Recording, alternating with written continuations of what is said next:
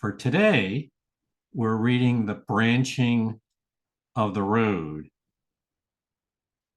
Everyone will eventually reach the branch in their inner world.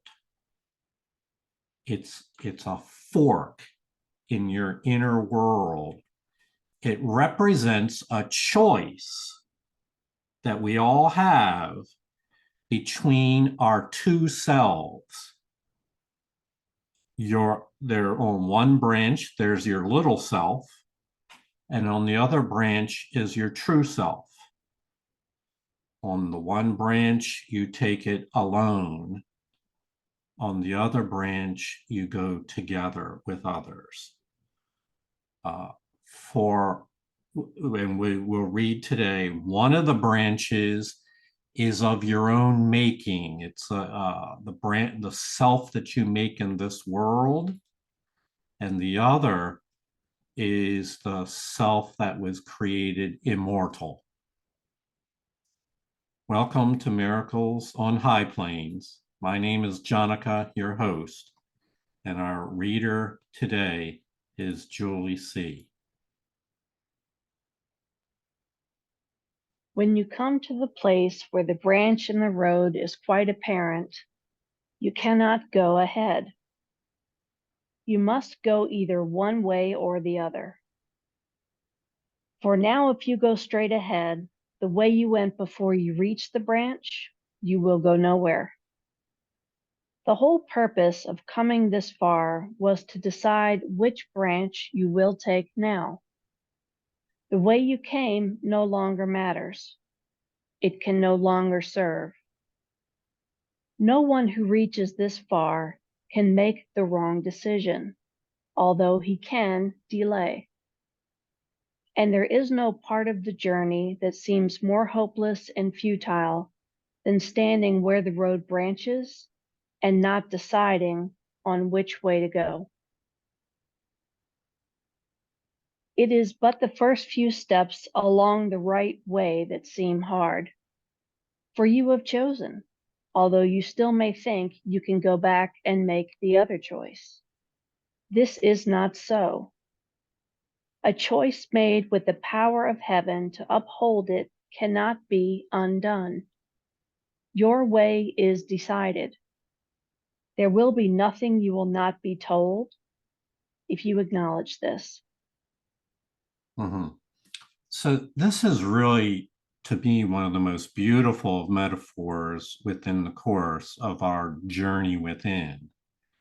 And it's the idea that we've all been on this journey. You don't necessarily come to the branch right away, but eventually you will.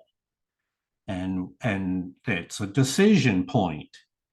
And the truth is, you can't really go wrong in your choice, but you can delay making the right choice. You can slow that down in time, spend lots more years continuing along the way you thought you were wanted to do by yourself, but eventually you'll keep circling back to this decision to follow your higher self wherever it goes.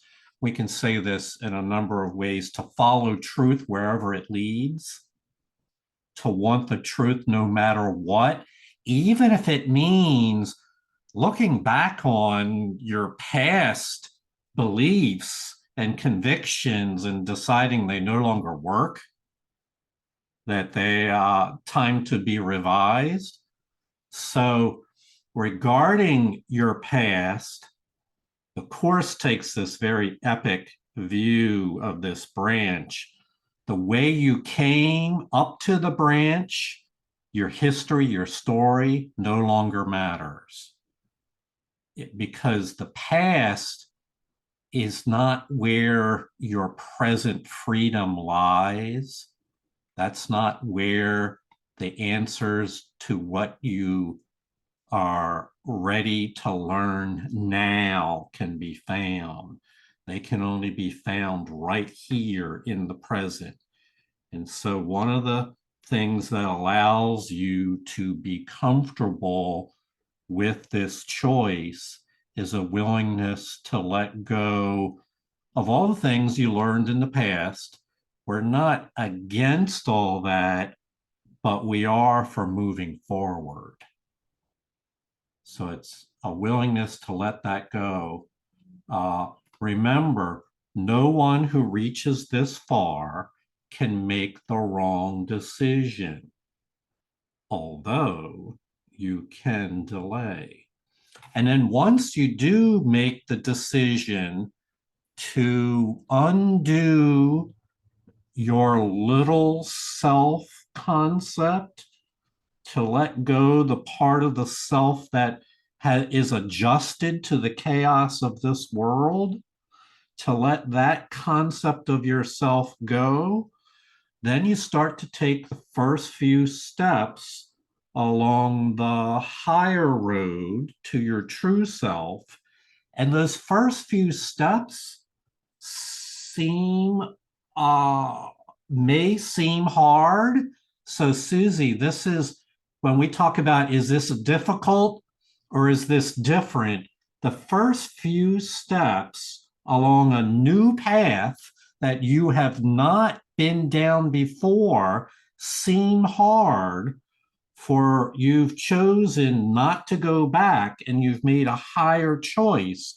And so it's unfamiliar territory at first, and then it becomes easy. It says the a choice made with the power of heaven is firm, and this is really a choice for your freedom.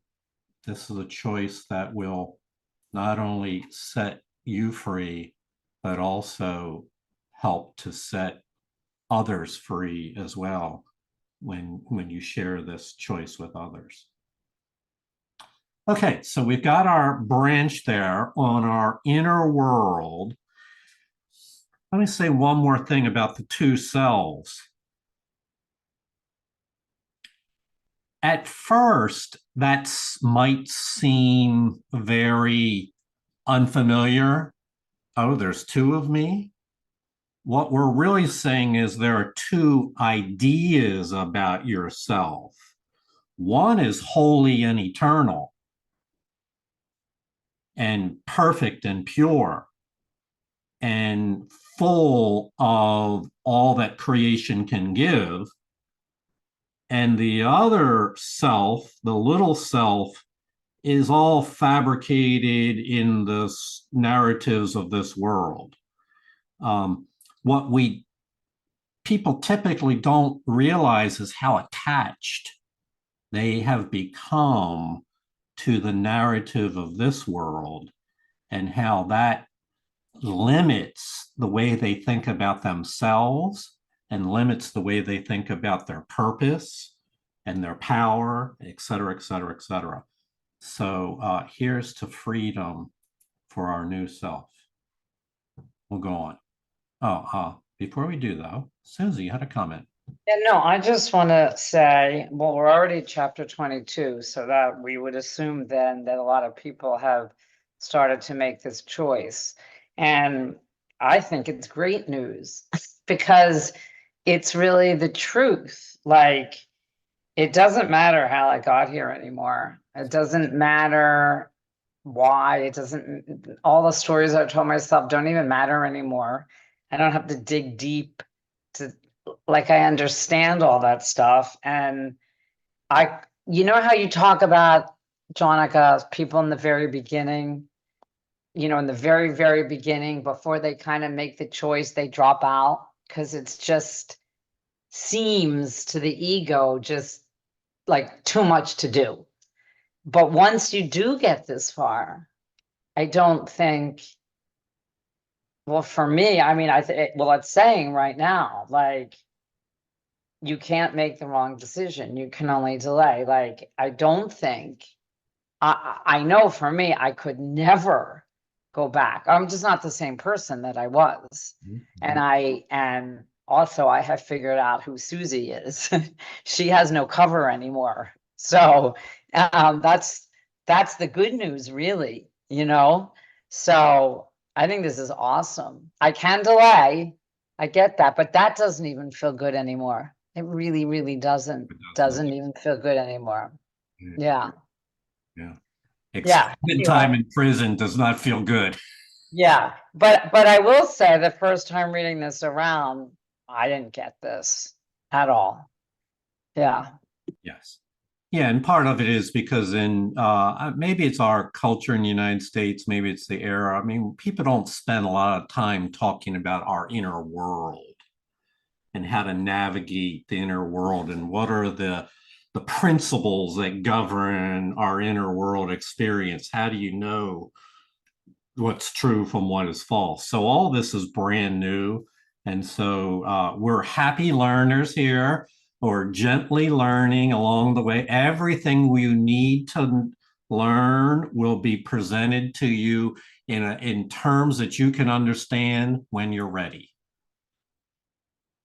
We may read about it in session in group here long before it's clear to you.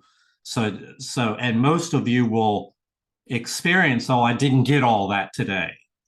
I got maybe half of that. Well, that's fine. The other part will be available to you when you're ready. Is not, as long, the most important thing is it's not about a sprint. It's more of a marathon and keeping a steady pace forward rather than running as fast as you can. All right, so once you choose that way, realize that you're not alone. And so you and your brother stand here in this holy place before the veil of sin that hangs between you and the face of Christ. Let it be lifted. Raise it together with your brother, for it is but a veil that stands between you. Either you or your brother alone will see it as a solid block, nor realize how thin the drapery that separates you now. Yet it is almost over in your awareness, and peace has reached you even here before the veil. Think what will happen after. The love of Christ will light your face and shine from it into a darkened world that needs the light. And from this holy place, he will return with you, not leaving it nor you. You will become his messenger, returning him unto himself. Mm-hmm. So this is so common of metaphors in the course. A moment ago, it felt like we were going through a path in the woods, and now all of a sudden they're saying there's the face of Christ is just ahead. All right, so it goes deeper. The next layer, it's your inner world journey, and the higher path involves a new symbol called the face of Christ. And I interpret that not as a face of some figure that you might paint of Jesus from 2,000 years ago, a man with long hair and a beard, or you're welcome to view it that way if you choose, and put specific characteristics on it if that's helpful to you. But I view it as more of an idea of a holy, innocent being that initially you might identify as the Christ. Other traditions might identify it as Krishna or as Shiva or as Mohammed or maybe as Moses. The idea is it's a representative of the most holy state. The face in this symbology here, we call it the face of Christ. And that face represents an idea of you looking in the mirror and seeing your holiness in yourself. Let's pause on that, because this is not a little matter. Matter of fact, this is where the great separation occurs. The invitation is for you to look at this holy face and see yourself, recognize yourself as innocent, holy, and pure. But before that happens, there will be barriers and obstacles that'll cause you to not want to do that. They refer to it as a veil that stands between you. It's a form of separation. Does it call also? It's the veil of sin that hangs between you and the face of Christ. Symbolically, this is your condemnation of yourself, unable or unwilling to see yourself as pure and holy. And so we impose an obstacle in the way. It's a defensive mechanism to say, oh no, that can't be me. And so we said before that you come up upon this branch when you're ready. The fact that we're talking about it right now doesn't mean that you're necessarily ready for this inner world experience. So, but if not, just know that this is inevitable, that everybody comes to this place. So we're talking about an experience that all of us are destined to have. Noel?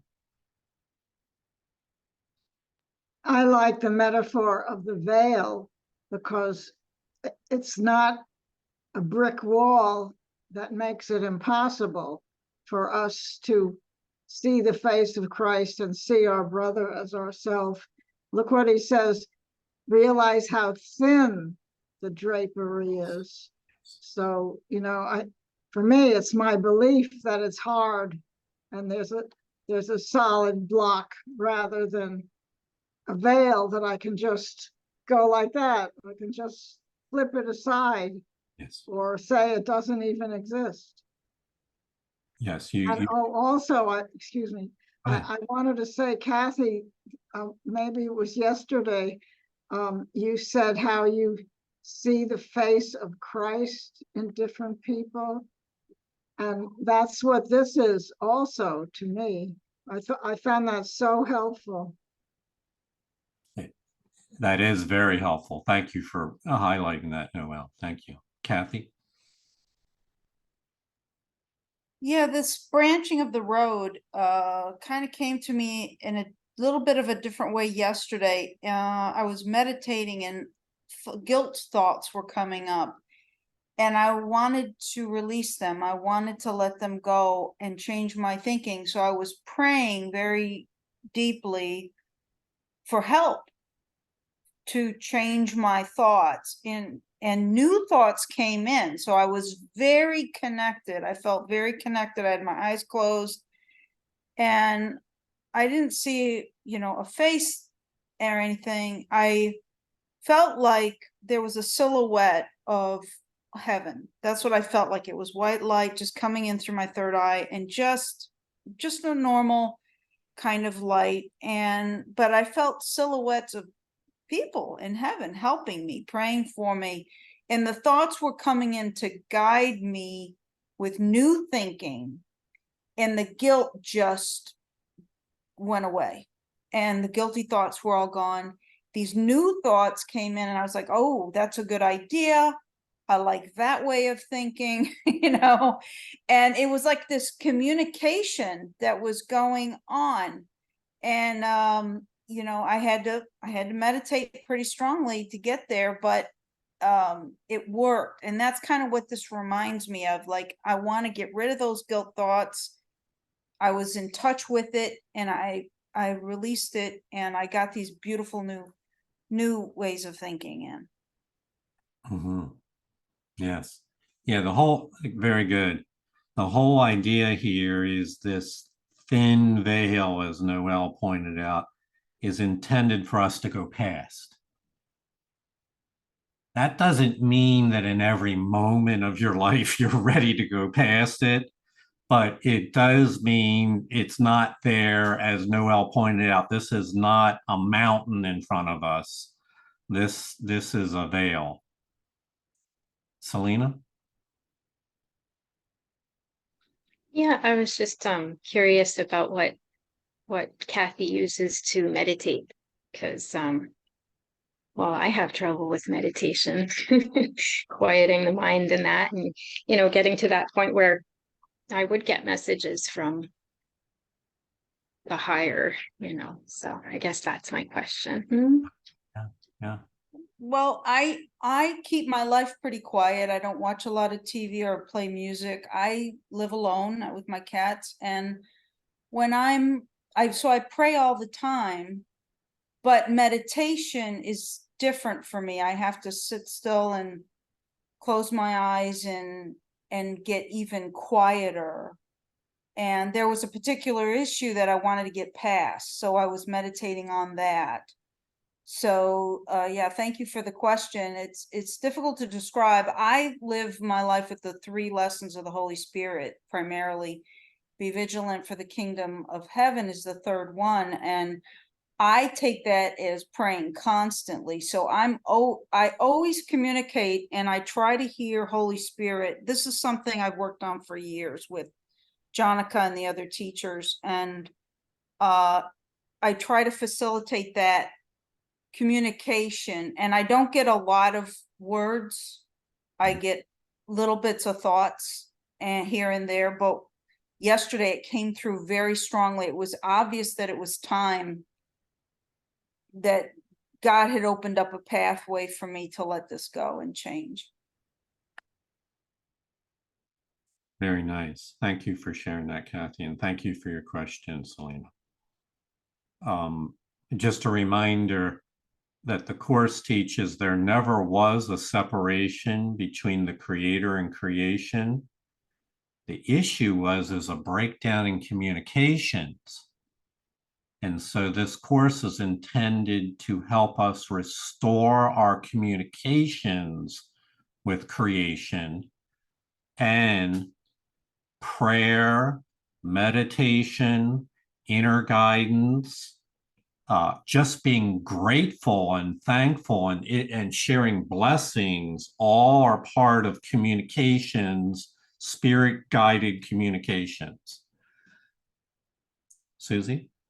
I just wanted to add one thing. I don't know who just asked that question. I was leaning back, but I meditate like Kathy does too. But sometimes I speak and, you know, I actually talk. I don't actually get quiet. I'm quiet. I'm alone. I think there's multiple ways to be quiet. Yes. You know, so I'm quiet in my mind and my thoughts, and I'm very, if I have something that I really am praying for, I actually speak and I talk to the Holy Spirit, and I actually express my, I don't know, my real inner thoughts, which of course I couldn't do if anybody was around me. So it is very quiet, but I am talking. And I'm, you know, so I just wanted to throw that out as an alternative. And when I do that, I feel like I find some kind of peace and some answers come through me, or thoughts, or different thoughts, like Kathy was saying, some different thoughts or whatever. And I feel like I'm releasing. Words are but a symbol, I know, but whatever they mean to me, I know the Holy Spirit understands. So anyway, I just wanted to offer that out. Yeah, yeah. No, I'm really glad you did. Thank you. And I wanted to add something to it, an illustration. I don't have a slide here to illustrate it, but I'll wave my hands and you'll get the idea. On one side, I'll call it before we ever attempted to learn to meditate, is what we might characterize as monkey mind, frantic, busy, energetic, switching channels all the time. There's and a great difficulty in settling down. And then practice is required, there's no doubt, to have one's thought streams and all the pseudo entertainment just not get all caught up in that and settle down into what could be described as quiet mind. Some would call it empty mind. That's okay. But the idea is you're not generating three new thoughts every minute. You're just present. And the Course says that quiet mind state is like a doorway. It's not the destination, it's the passageway through to the other side where there is communication, but now of the type Susie's talking about, where your highest self is plugged in to the spirit domain, and the topics that are there are about healing and wholeness and thankfulness, gratitude, and also hearing from spirit. There's both talking and hearing from spirit, hearing guidance for whatever you may have asked. So that's a lot different than monkey mind, which is very characterized by chaos and preoccupation with this world's confusion, versus the communication where you're either communicating to spirit, or spirit is communicating to you, or you're just glad to be there. It has many forms. As Susie said, it's not limited to any one form. Yeah, so, and you might remember there, I have illustrated in a slide 7 different types of communication with spirit. Maybe I can find that again after we go on to the next slide. So, speaking about communicating, you will become his messenger, meaning the messages you hear from the Holy Spirit, you add your voice to that and then carry that message to others. You will become his messenger. Let's go on. Think of the loveliness that you will see who walk with him. And think how beautiful will you and your brother look to the other. How happy you will be to be together after such a long and lonely journey where you walked alone. The gates of heaven open now for you. Will you now open to the sorrowful? And none who looks upon the Christ in you but will rejoice. How beautiful the sight you saw beyond the veil, which you will bring to light the tired eyes of those as weary now as once you were. How thankful will they be to see you come among them, offering Christ's forgiveness to dispel their faith in sin. So I don't know if you recognized, but we're no longer at the branch in the road. We're now down. I don't want to say down. We've now moved up the path of our higher self, became his messenger, and now are in a really good place. Now, in your own personal experience, you might think of this as a year later. That would be one way to view it, but it's not measured in calendar days as much as it is in your inner world journey. So it doesn't, I'm not saying it takes a year, but your experience of it may unfold over time as you have more and more experiences in your inner world.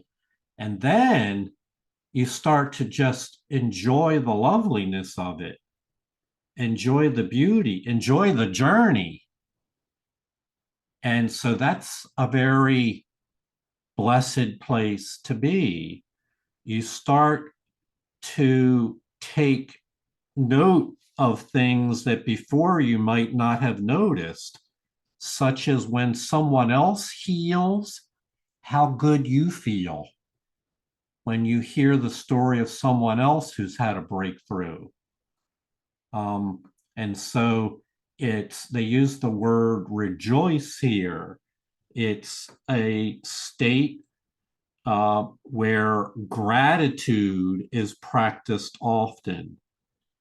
So let me circle back to Selena, who asked that. Selena, a great way to begin is with a practice of gratitude. It's so easy to do, and you can't go wrong practicing gratitude.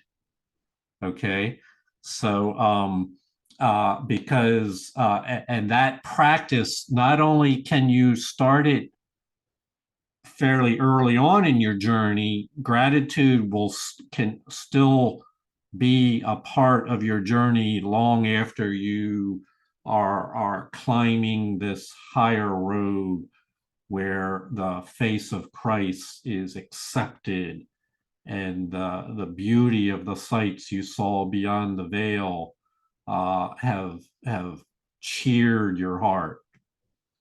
How thankful will they be to see you come among them, offering Christ forgiveness. Atisha?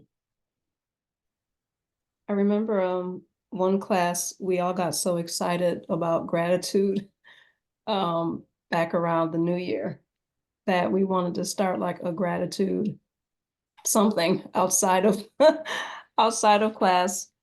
And I thank you for saying that about gratitude, because I often forget. I often forget just how transformative staying in a practice of gratitude is. And it really comes back to that mind training. You know, how easily I forget the things that can make the path straighter or can make this practice more easeful. So I just wanted to say that. But I have a question also, Jonaca. It says here, the gates of heaven open now for you. Will you now open to the sorrowful? And all of the wording here and all of the imagery is so happy, and there's the word beautiful, loveliness, Yes. rejoice, and then that word sorrowful. So yeah, can you please explain that?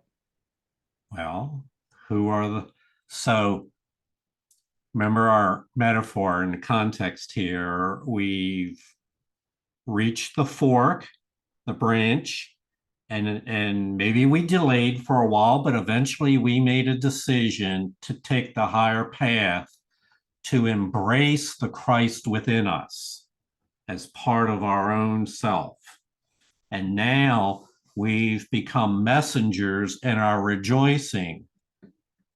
So who are the sorrowful? Well, there are a lot of people that haven't got to that place of inner journey union with their higher self. They are those who are still at the branch or not yet at the branch.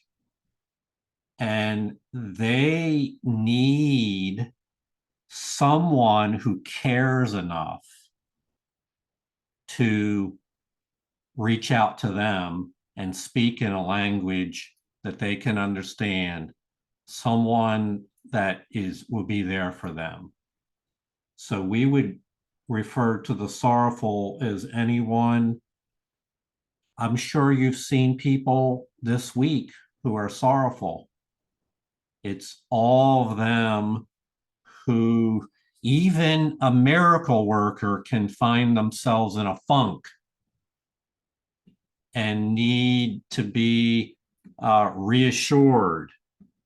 And so when we read in the previous paragraph about you will become his messenger, we're talking about carrying a message to the sorrowful. As a matter of fact, so many thoughts come here. So let me just start kind of from scratch. Let's say someone is brand new to miracles. They don't understand any of this. So there's definitely a learning curve there. We'll call it, the course says until you've completed the workbook, you haven't completed this course. So that's a year. So, whatever amount of time it takes, but you stick with it and you learn that, and now you're not unfamiliar with these things. Yeah, it doesn't mean you're finished learning, but you've got a good start here. And the course says you reach a point in your learning where, in order to go forward, you have to be willing to give to others. You have to be willing to be helpful to others. And in giving help to them, you will grow. You will literally experience the lessons and the teachings in your life because you were choosing to give them to other people. And this really works. There's a principle: in order to give a blessing to somebody else, you must have a blessing to give. And you realize you are blessed when you give the blessing to somebody else. The consciousness that you are experiencing this becomes clear in your mind as you're doing it. And so what I'm trying to say is you reach a point where it's called your teaching learning balance depends not on just taking learning in, but on what you give out. So I would call that like an intermediate stage. It's not a final stage, but it's also not a beginning stage, because at the very beginning, before you finish the workbook lessons, you're not sure you haven't heard the message yet. You're not sure what it should be. And I'm not even saying after one time through the workbook, you've got it down. It continues to take me a number of reviews in order to understand what it means in a way that I can communicate it. So the sorrowful, okay, let me wrap myself up here. We find our salvation in our brothers. You cannot find salvation by yourself. You find it in the sharing and experiencing it with others.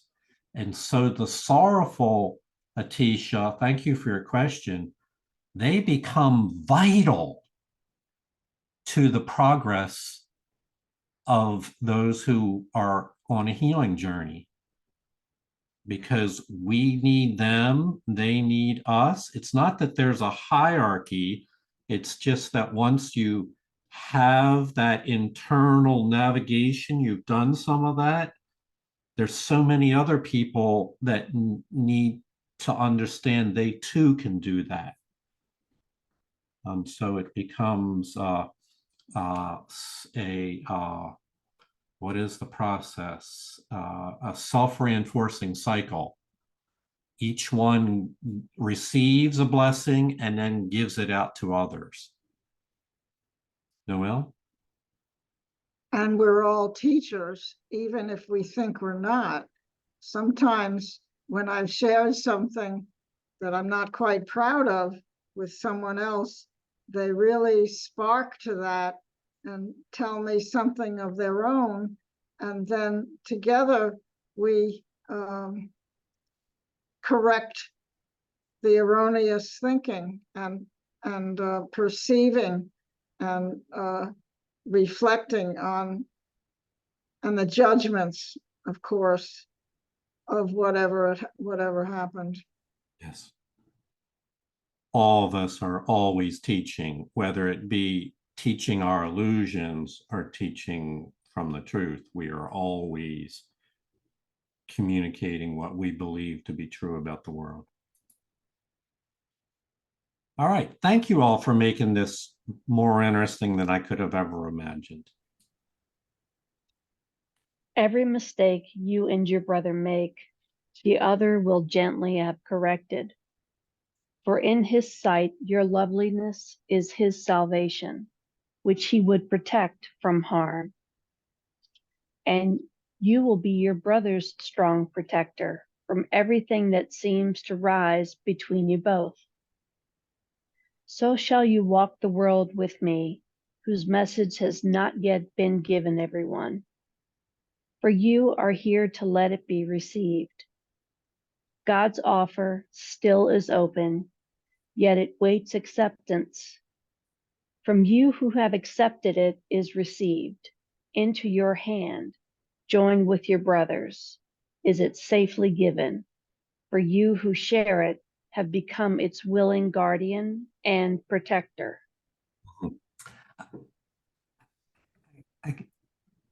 Maybe it's my own inclinations, but I've always found fascinating statements like that are made frequently in the course, like, so why are you here?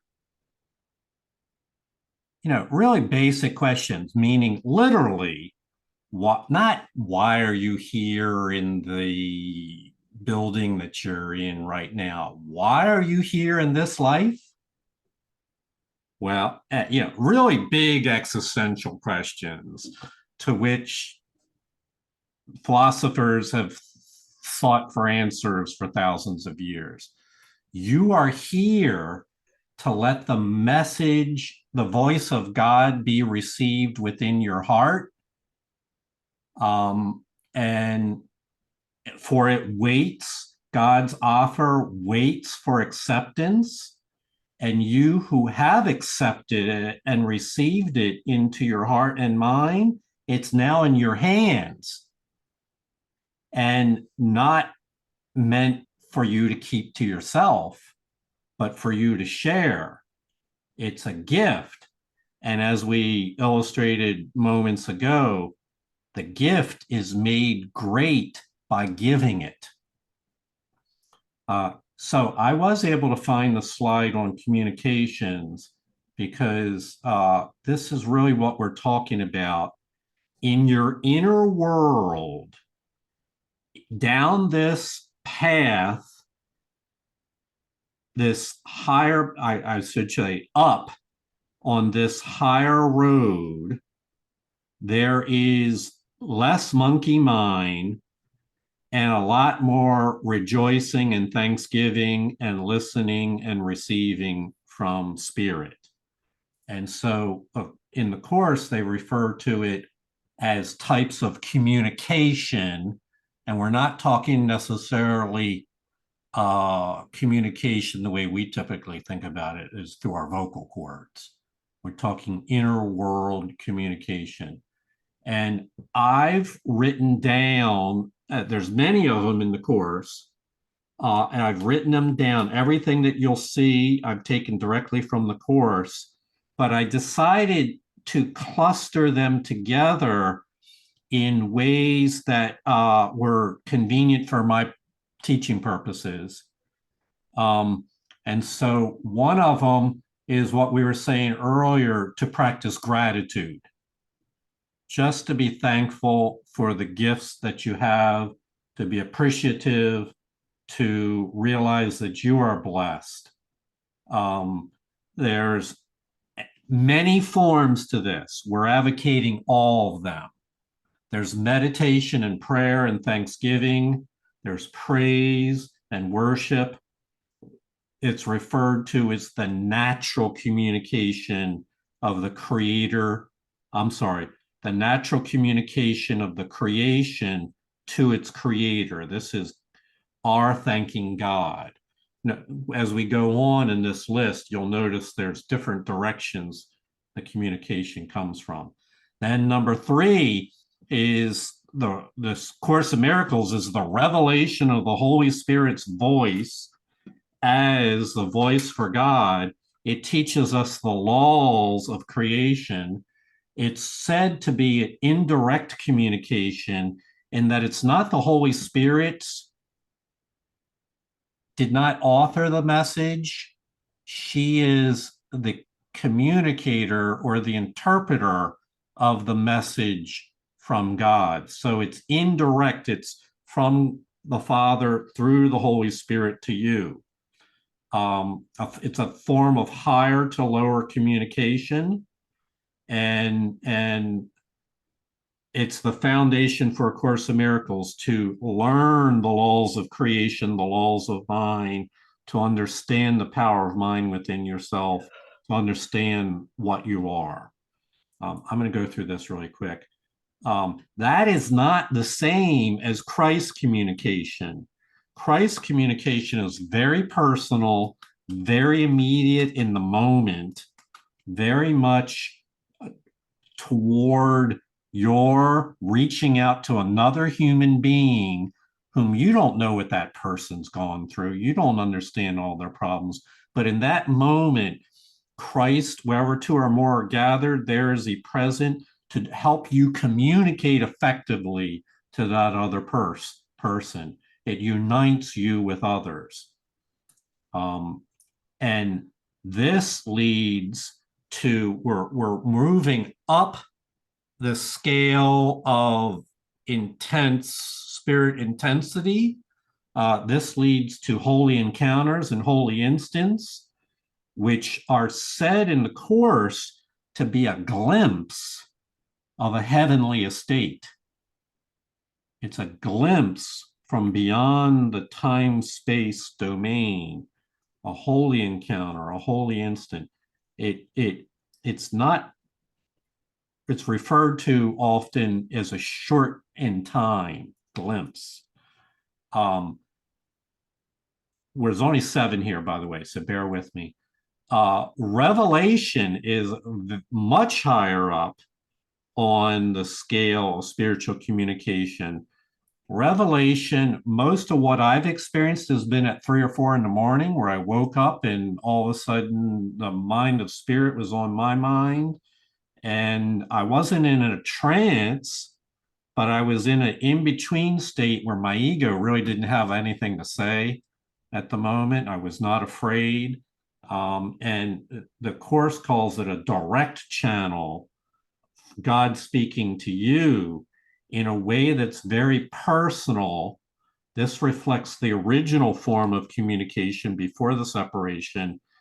Revelation is very difficult to then go and tell somebody else, because trying to put it into 2-dimensional words is ineffective.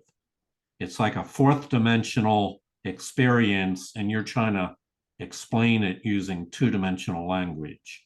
So it's something very personal to you. It's very reassuring. And then the final state, and a lot of these sound like each other because there are similarities. The final one is a state of communion.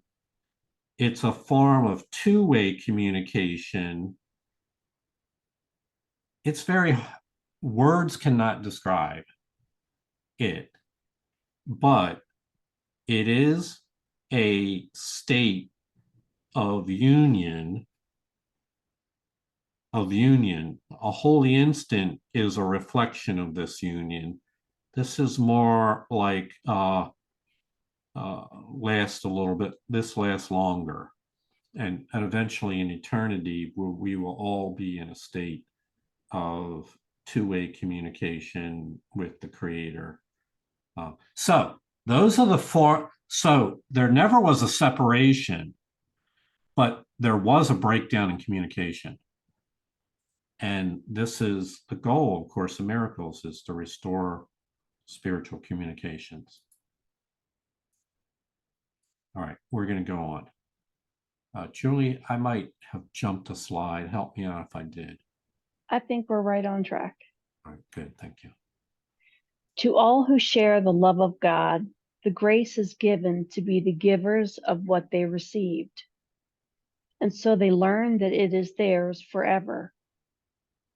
All barriers disappear before their coming, as every obstacle was finally surmounted that seemed to rise and block their way before. This veil you and your brother lift together opens the way to truth to more than you. Those who would let illusions be lifted from their minds are this world's saviors, walking the world with their Redeemer and carrying his message of hope and freedom and release from suffering to everyone who needs a miracle to save him. Again, carrying the message of hope and freedom and release to others who need it to save them. That's the sorrowful. Thank you, Atisha, for asking. You really anticipated what would be emphasized later, those who are suffering and need a miracle to save them. I'm really enamored with these words here, so I'm going to ask you to repeat it with me 3 times. The words are: the grace is given to be the givers. Could we repeat that together? The grace is given to be the givers. The grace is given to be the givers. The grace is given to be the givers of what they have received. And so they learn that it is theirs forever. This is what we've been saying. You reach that point in your journey where giving and receiving are one in truth. You literally have to give in order to make room for you to receive. It's a law of mind. Noel? When I was talking with someone about giving to someone who looked like they needed or said something that prompted me to help them, the other person, who's quite advanced spiritually, said, you don't want to look at a person as needy, because that reinforces the erroneous idea. So in light of these paragraphs now, how do we view the other being? Yeah, it's a great question, Noel, and what that person is sharing is very consistent with the Course. We would view that person as a holy soul with a veil in front of them. And as you pointed out, Noel, that veil is a flimsy little nothing. It's not an obstacle.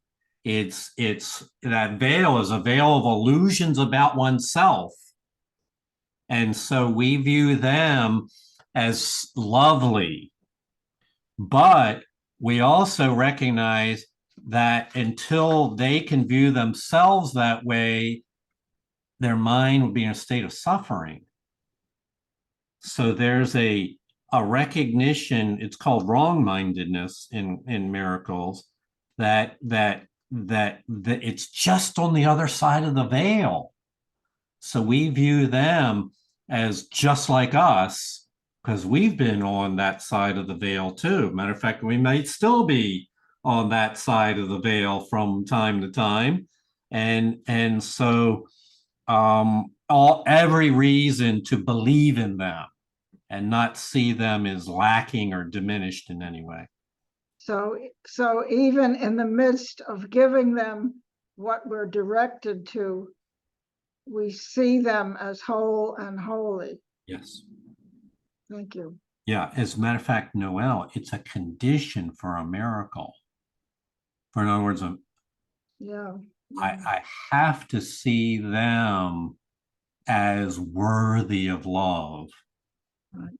for a miracle to happen. If the minute I'm going to talk about the reverse state now, Noel, the minute I've got the answers and you lowly persons who are so needy, I'm here to fix you.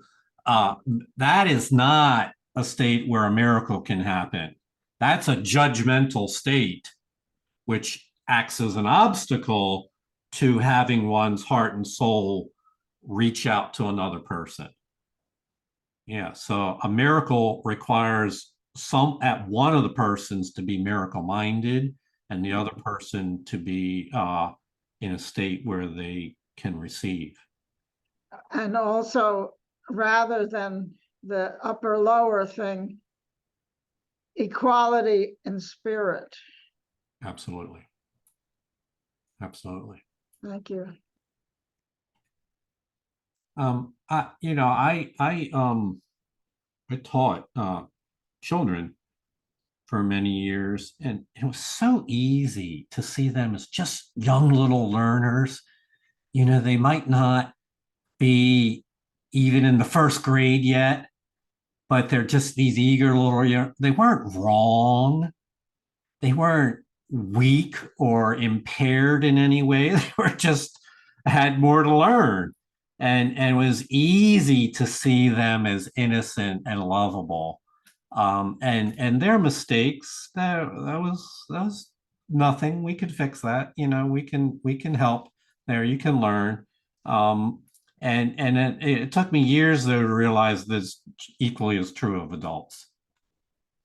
That what was true of regarding other the children is also true of us all. All right, I think this is our final paragraph. Yeah. How easy is it to offer this miracle to everyone? No one who has received it for himself could find it difficult. For by receiving it, he learned it was not given him alone. Such is the function of a holy relationship, to receive together and give as you received.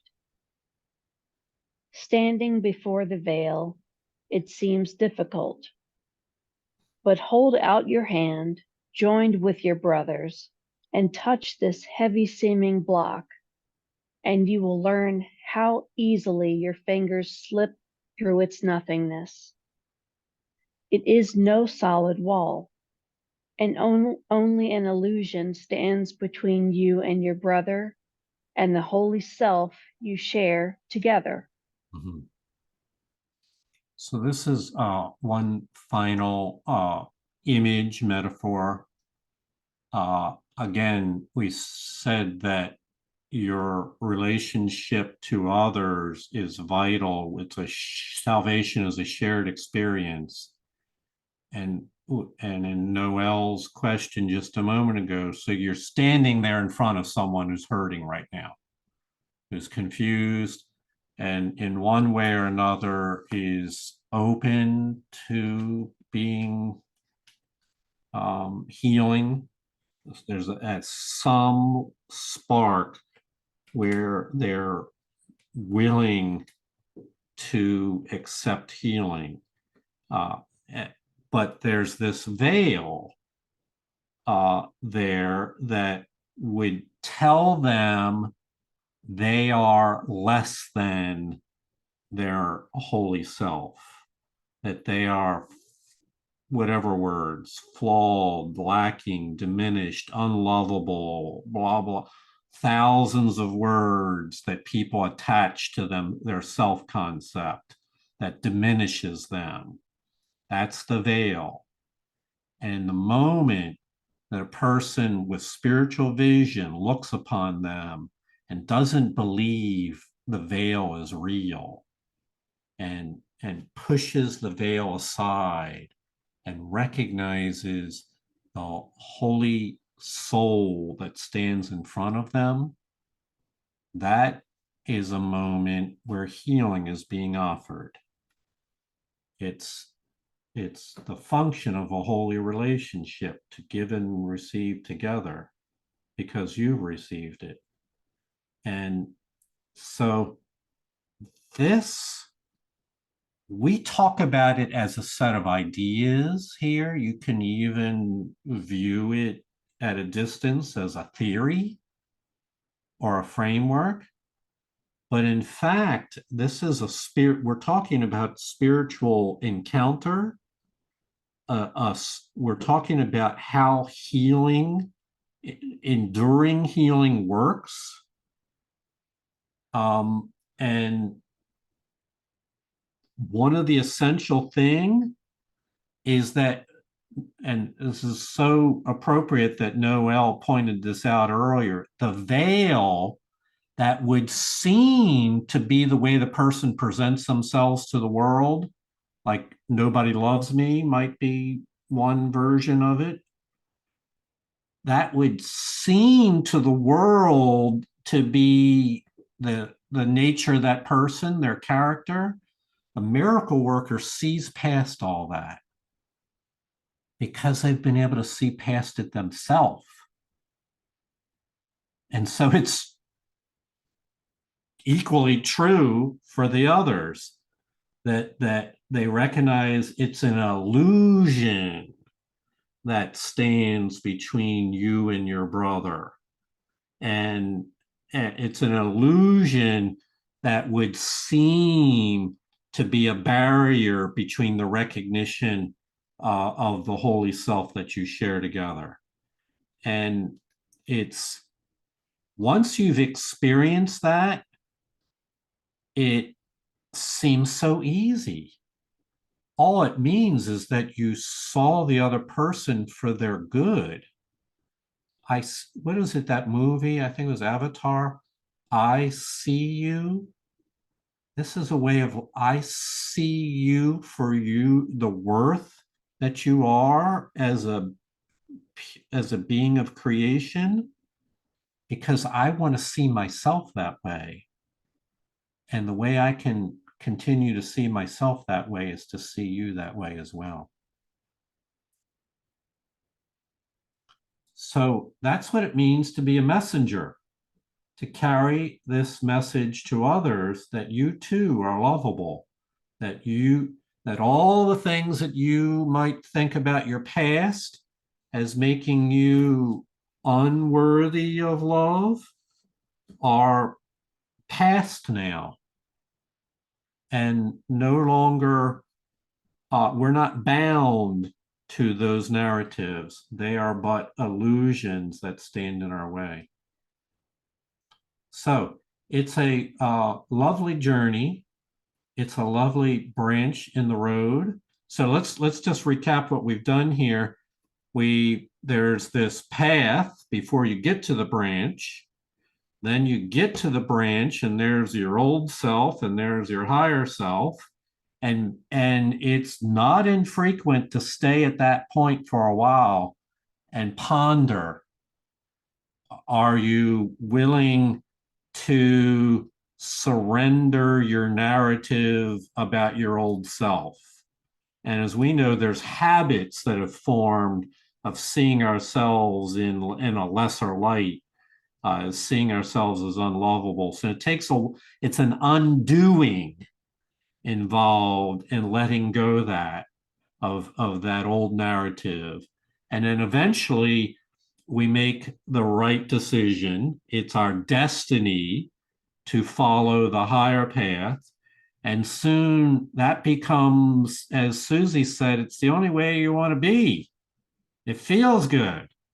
It's an easy thing to like.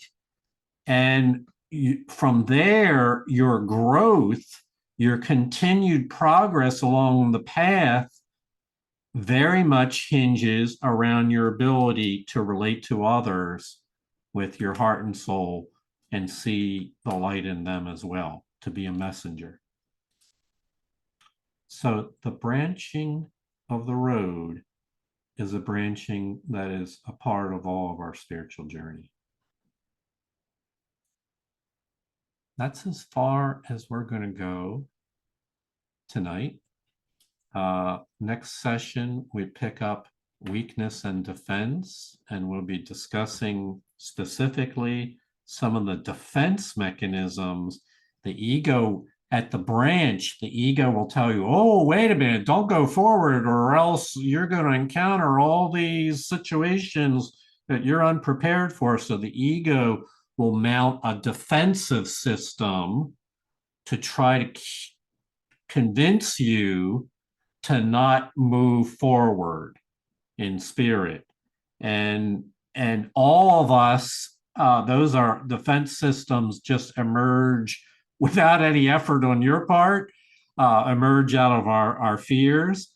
And so we want to be able to identify them so that we realize that they too are but illusions on the path, that they are not justified, that they are a part of a false narrative, and be able to dismiss them.